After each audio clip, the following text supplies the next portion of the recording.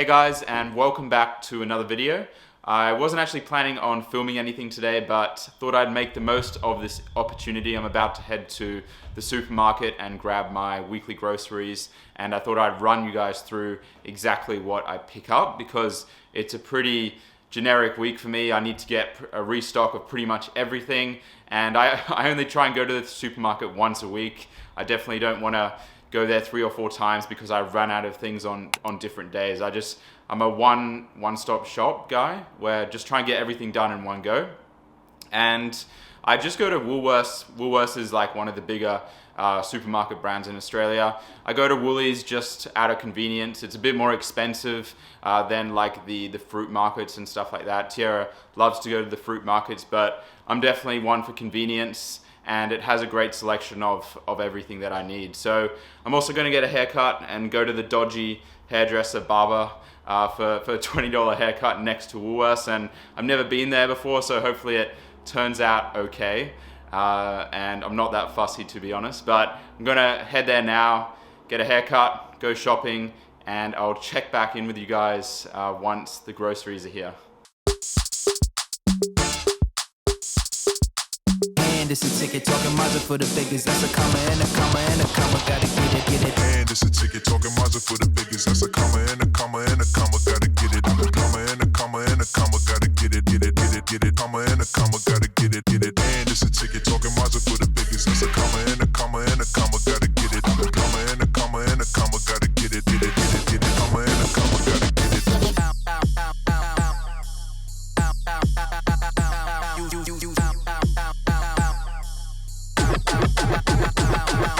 And it's a ticket talking Mazda for the biggest. That's a comma and a comma and a comma. Gotta get it. A comma and a comma and a comma. Gotta get it. Comma and a comma. Gotta get it. And it's a ticket talking Mazda for the biggest. That's a comma and a comma and a comma. Gotta get it. A comma and a comma and a comma. Gotta get it. Comma and a comma. Gotta get it.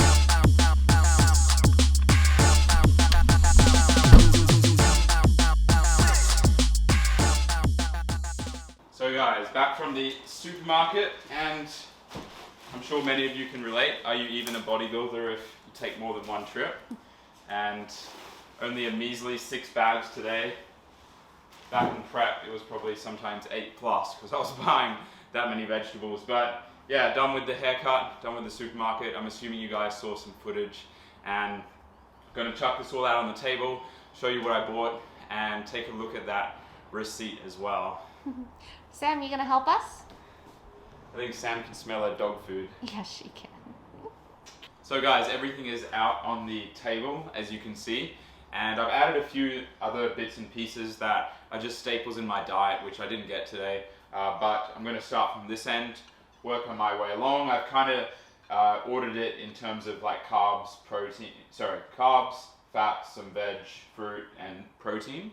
So start down this end. So that's not a carb, that's a fat, but this is olive oil, which I've been having a lot more of recently actually, as a direct fat source, and this is by Rich Glenn, who kindly enough sent us this, and this is garlic infused. If you ever have the opportunity to try infused olive oil, extra virgin of course, cold pressed, I highly recommend it. And I'll just keep that there. And then of course polenta, I buy this brand and I highly recommend it, and well, to be honest, there's only 2 brands, so I buy one of them, but the instant polenta works really well, and it just reduces the cooking time, better consistency, and Cocoa Pops, of course. And one mistake I've made recently is I bought the huge container of Cocoa Pops, and the issue with that is that by the time you get to the end of it, they're a bit stale. So I'm trying out the Golden Gay time this time, and I've heard mixed reviews, so I might give you guys a review next video. But other than that, other carb sources will be some salsa, if you count that as a carb source, some plain white flour as well, which I've been having a lot of now that I'm reducing my fiber intake, and some oats at the back here. Oats are oats, of course. Unfortunately, I can't have too many of those these days. I can, but I choose not to.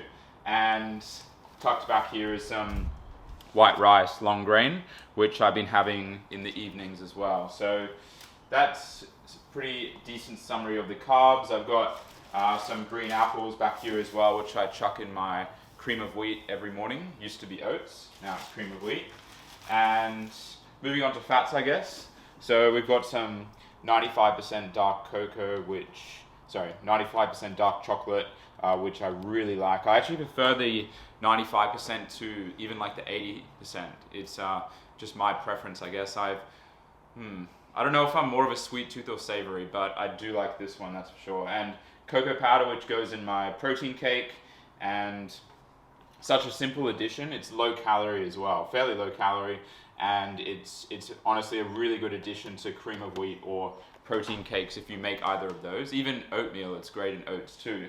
And then we have, this is actually a new one, so hazelnut spreads. It's literally, I didn't actually realize it was cashew butter too. Apparently it's hazelnut and cashew, but I've recently been working my way through all the Noya, if that's how you pronounce it, but Noya nut butters.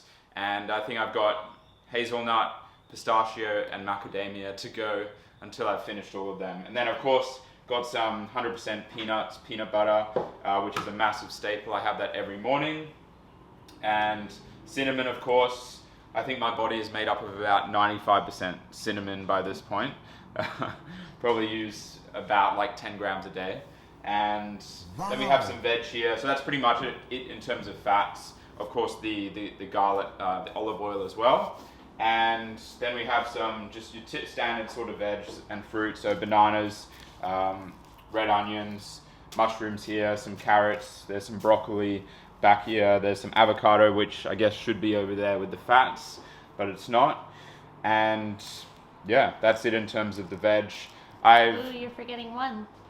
Oh, the kraut. Yeah, so this is a topping I've been using recently on my dinner, and I've been really enjoying it. So it's basically sauerkraut. It's more of like a fresh type of sauerkraut where they add some probiotics to it, and it's my preference. And this one has added turmeric. That's why they call it golden kraut. But yeah, I do really like this one. And you've tried the chili one, right? I have tried the chili. It's okay. It's better.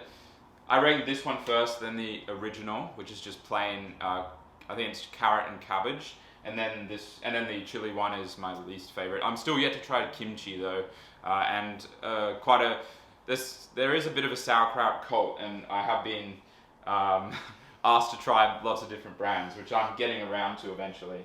And I guess this doesn't really fit in any category because it's basically devoid of macronutrients. It's kind of like in the calcium category Yeah. going on over here. But this is almond milk, and the unsweetened vanilla flavor is actually really good. And I should have gotten amongst this in prep, but I didn't.